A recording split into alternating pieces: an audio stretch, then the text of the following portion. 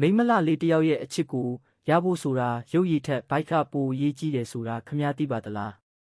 အချက်တက်ဘရင်တယောက်လိုနေထိုင်မှာပထမဆုံးအချက်က presentation ပါရုပ်ချောဖို့မလိုဘူးဒါပေမဲ့တန်ရှင်းဖို့တော့လိုပါတယ်ခမည်းရဲ့သပင်လက်သေးနဲ့ကိုနှံ့ကအစတေချာဂယုစိုက်ပါကို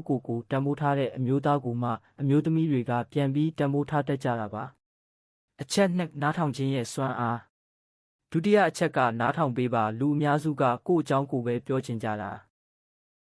ခမည်းဘယ်သူလဲဆိုတာတိတ်ဆိတ်မဝင်စားကြပါဘူးခမည်းကသူမပြောသမျှကိုစိတ်ဝင်စားနားထောင်ပေးနိုင်တဲ့သူမရဲ့စိတ်ကူးတွေကိုအားပေးနိုင်တဲ့သူဖြစ်နေပြီဆိုရင်